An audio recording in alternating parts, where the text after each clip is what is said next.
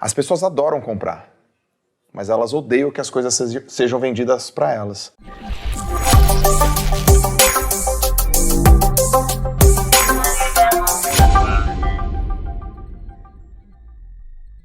Eu também vou fazer uma girada com todo mundo, vou começar com o Joel aqui. Tem um aspecto cultural na nossa sociedade, e não é apenas no Brasil, morei em alguns países e vi isso em outros lugares também. Existe, inegavelmente, preconceito com vendas. Isso é algo inegável. Existe uma compreensão inconsciente de que quem não deu certo na vida vai vender alguma coisa. Uma mãe procurando emprego para o seu filho, às vezes ela chega para o amigo e fala, olha, pode ser qualquer coisa, arruma um emprego para o meu filho, pode ser até venda. Porque existe uma consciência ou um pensamento inconsciente, talvez, de que isso é algo de segunda categoria, de terceira categoria. O que se contrapõe a tudo que a gente falou até agora, porque todo mundo falou sobre o quanto é essencial a venda. Por que você acha, Joel, que existe esse preconceito com vendas? Essa pergunta é muito boa. Essa resposta eu encontrei num livro chamado Sapiens, do Yuval Harari. E ele diz o seguinte, quando a gente estava lá na ancestralidade, então o mundo era escasso, era muito perigoso e acumular energia, por exemplo, numa caça era muito raro. Então você matava um animal e aí você só ia, de repente, ter a oportunidade de matar um animal depois, sei lá quando.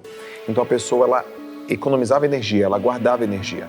O mundo passou, os anos se passaram, o mundo está abundante, mas o cérebro não evoluiu. Quando entra um vendedor, a pessoa pensa, lá vem um vendedor. É a mesma coisa que... um caçador. Sugar minha energia.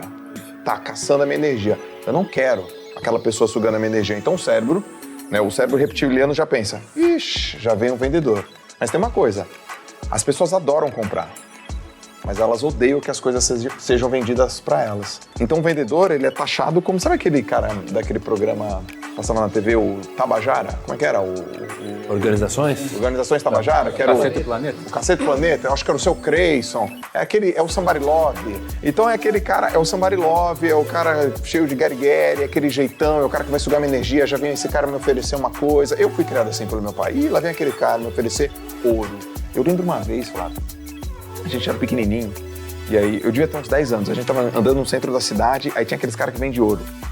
E aí o cara parou o meu pai e falou assim, eu tenho uma oportunidade maravilhosa pra você, compre ouro agora, porque vai ser uma oportunidade maravilhosa pra você, maravilhosa pra você. Aí meu pai falou, é tão bom assim? Aí o cara falou, sim, dele, então fique pra você. E ali eu percebi, putz, esse é o cara, é o sugador de energia. Então o nosso cérebro já pensa, ó, lá vem um cara querer o meu dinheiro. Só acredito que é uma questão cultural, uma questão histórica, mesmo sabendo que as pessoas adoram comprar. Você acha que possa ter uma origem religiosa, Tiago, uma vez de que a ganância, a vontade o desejo de enriquecer, as vendas, é o centro, né, do capitalismo? Olha, é muito interessante porque mesmo se tiver alguma origem religiosa, você vê que tudo que compõe o mundo religioso acaba usando muito dos motores e técnicas e modelos de vendas para propagar a própria religião. Perfeito. Não é? Então, assim, seria uma hipocrisia dizer que de alguma forma isso não tem algum tipo de conexão. Mas pensando um pouco nessa origem religiosa e olhando sob a ótica de Sapiens, né, que o João falou, eu estava pensando o seguinte, como tudo na vida que tem pouca barreira de entrada, aqueles péssimos vendedores ou aqueles vendedores ignorantes ou aqueles vendedores sem a mínima técnica acabam muitas vezes, ou até desonestos, né?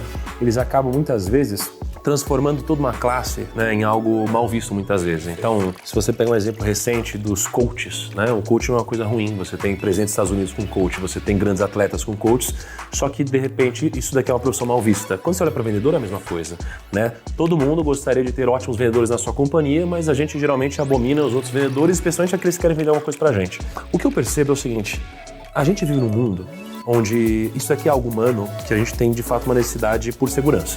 A gente quer segurança, a gente quer se sentir seguro, a gente quer ter previsibilidade. Só que eu vejo acontecendo, né, um movimento hoje onde as pessoas elas estão negligenciando responsabilidades e deveres e elas só querem direitos. Elas querem ter direito a tudo. Eu quero ter tudo, eu quero ter segurança, eu quero tudo isso. E a cabeça do bom vendedor não é uma cabeça de direitos, é uma cabeça de responsabilidades e deveres, porque o sucesso está na mão dele. Então, se ele vender, ele ganha dinheiro. Se ele não vender, ele não vai ganhar dinheiro. Aqueles que conseguem entender que você tem uma responsabilidade nesse mundo de multiplicar cada vez mais e que você pode vender, você pode ganhar muito dinheiro e você consegue aceitar um risco de perder, você acaba comprando também o risco de ganhar. Então, quando você decide virar um vendedor e você assume a responsabilidade, você pode, inclusive, enriquecer. Então, eu acho que são duas cabeças. Pacote. Exatamente. A possibilidade de perder e a possibilidade de enriquecer. Exatamente, desde que você abra mão desse pensamento de direitos e você entenda que você vive num mundo onde o resultado real não tem a ver com isso, sim com responsabilidades e deveres, né? Bush, você que também atua aí com vendas por tanto tempo, o Thiago falou sobre o desejo das pessoas de buscarem segurança e às vezes abrindo mão de sua liberdade. Você também já gerenciou times de vendas. E é muito comum em time de vendas você ter bônus, você ter prêmios, você ter o cara ter acesso a ganhos muito acima da média. Você já deve ter visto gente trafegando nessa carreira de vendas que fracassou e gente que deu certo. Esse cara que deu certo é o cara que buscou mais a liberdade do que a segurança?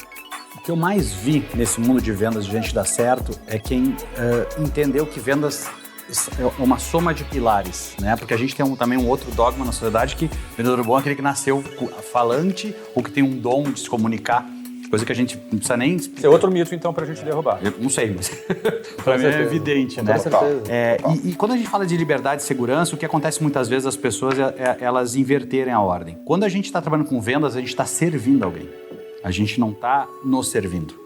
Só que a gente vai entender que vendas como eu falei antes, é uma transformação. Para mim foi. O Caio, acho que colocou mesmo na mesma linha. Vendas, para mim, é a ambição, que tu colocaste muito bem no início. Pelo menos eu estou rotulando assim. Técnica. E, por fim, também, para mim, resiliência. Porque o cara que vai trabalhar com vendas, se não entender que ele vai ter mais não do que sim, ele não vai curtir aquilo. Então, para mim, vendas é como um médico que vai dar uma cura para alguém, sabe? A sensação de ver que tu tá fazendo alguém melhorar, para mim, vendas é isso. Se eu trabalho com vendas e eu entendo o que eu posso vender, como eu vou melhorar a vida de alguém, eu vou ter sucesso em vendas.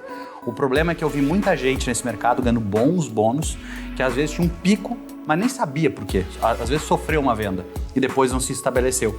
Porque ele não tinha a essência de servir, ele tinha a essência de ser servido. Então, às vezes, até um argumento, às vezes um cliente chegou preparado, vendeu. Por isso que muito empresário começa, às vezes, indo bem, depois ele cai. Porque ele não entendeu o que ele está gerando de valor, ele só entendeu que eu quero te vender esse copo de água. E ele vai empurrando, sei lá, se daqui a pouco eu pego um cara com sorte, eu vendo, mas eu não vou ser perene. O Thiago falou, não tem barreira de entrada. Mas por que pouca gente se dá muito bem em vendas? Porque pouca gente se dá o luxo de treinar muito, de viver o processo, de evoluir, de buscar conhecimento, né? Desculpa que eu me estendi, mas eu acho que não tem problema nenhum. Linha, estenda-se à vontade. Você aqui é parte do meu conselho. Bom, eu vou aproveitar. Eu posso antes de mudar de assunto? Pode. Não, eu vou só complementar. Tá bom, não, beleza. Ou você quer falar alguma coisa? Eu tô pensando na pergunta que você me fez ainda e eu refleti um negócio agora. Então volta aqui, cara. Você tá perguntando sobre ter uma origem religiosa em venda? Perfeito. Eu acho que os religiosos são os melhores vendedores. Os religiosos, eles têm fé.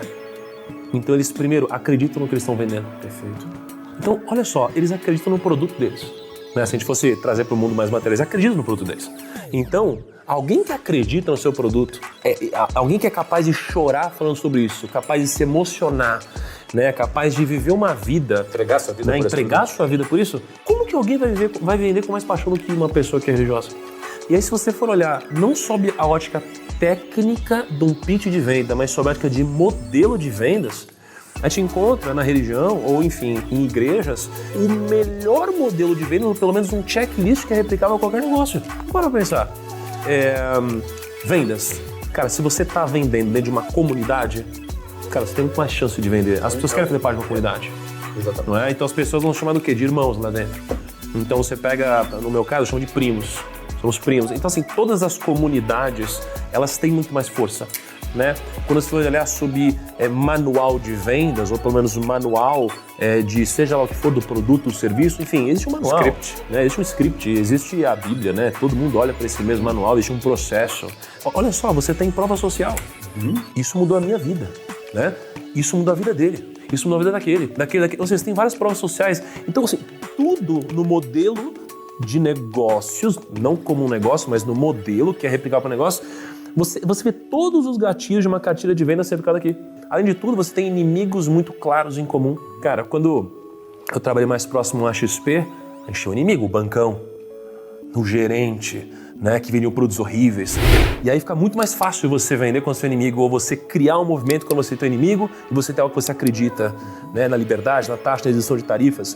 Então você vê que existe uma cartilha. Então, eu só quis puxar de novo esse assunto porque quando você mandou pro Bush, eu falei, cara, eu acho que os religiosos são os melhores vendedores. Aí, fechando parênteses, Primal Branding, que é um conceito do Patrick Hellum, exatamente o que tu acabou de dizer. Enfim, entre mais uma cacetada de coisa aqui. Fantástico, maravilha, não para de ficar bom essa história aqui. Agora eu vou ouvir o Caio. Caio, eu quero te ouvir. A gente já entendeu aqui que tem preconceito com vendas. Eu imagino que na sua trajetória liderando equipes de vendas, você viu muita gente sendo desmotivado, às vezes pela própria família, porque não compreendia, não apoiava, porque vendas não era algo muito recomendável, a família às vezes não aprova. Eu pergunto para você, você já viu também, em contrapartida a isso, pessoas que deram certo e que começaram a ganhar muito acima da média e que tiveram sucesso em área de vendas e que por isso aquelas pessoas que antes criticavam passaram a puxar o saco? Eu sou. Tô provido disso. Por quê? Você puxou o saco? Não. Alguém puxou o teu saco? Eu sou aquela pessoa que... Poxa, quando passei por todas as jornadas, aquelas jornadas das pessoas querendo, enfim, cortar a asa. Eu acho que todos nós passamos aqui em uma determinada carreira. E é muito legal a gente ter em mente, principalmente por conta disso, né, que é muito inspirador quando você vence. E aí fica nítido esse terceiro, que quando o Bush fala resiliência, que às vezes é muito abstrato pra galera, que a gente fala controle das emoções. Ele fala, pô, na prática, o que é isso, o controle das emoções? E por que precisa? Por que precisa? Porque vendas, ela vai despertar algumas sensações que geralmente um ser humano adulto quer silenciar. Porque você vai ter que... É uma atividade que busca o contato, o confronto, a exposição, você lida diretamente. É como se fosse o médico, você vai lidar com sangue.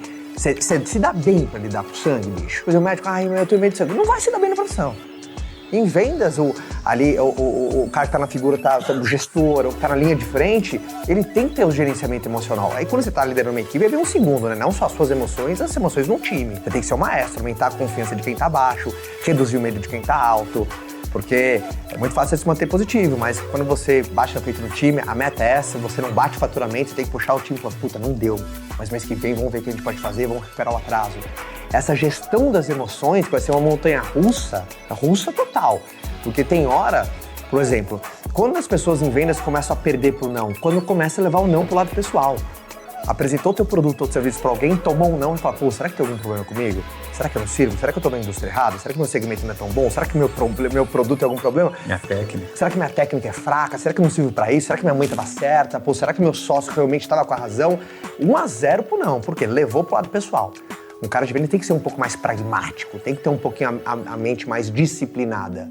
Porque senão a tua consistência ela é abalada. É o que vai dar resiliência que o Bush falou. É a resiliência que o Bush falou. Então, você vê que o controle emocional, por isso que também quando a pessoa está na linha de frente de vendas, ela acaba tendo uma musculatura emocional muito forte, porque é tanto teste, ali de frente, você lida com gente, rejeição, expectativa, ansiedade, igual. Por isso as tradicionais convenções de vendas, né? Por que tem convenção de venda? Por que tem motivação e energia lá em cima? O Joel, né? O Joel que tem o histórico dele de atleta. Eu percebi na minha carreira, e é muito legal assim, toda vez que eu fui numa convenção de vendas, ou participando ali, aprendendo, ou palestrando, é impressionante como um vendedor se identifica com o atleta. A história de um atleta para um vendedor, ele chora, ele se emociona, ele entende por quê. O vendedor é um atleta de um produto ou serviço. É repetição, faz de novo, a mesma coisa, não acredite, e isso, e aquilo. Na tua fase de atleta, alguém já falou para assim, Joel, você só treina, você não trabalha? Muitas vezes. Já te falaram? O que você faz? Eu sou atleta. Isso aí.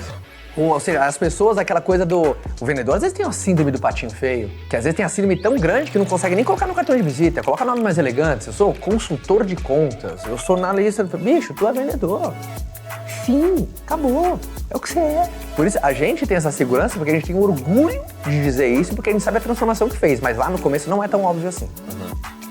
Ninguém bate no peito, às vezes com 19 anos de idade, fala, eu sou vendedor. Mas, é fácil falar. Mas por um certo medo e uma censura da opinião pública. Totalmente. Da aceitação social. Totalmente.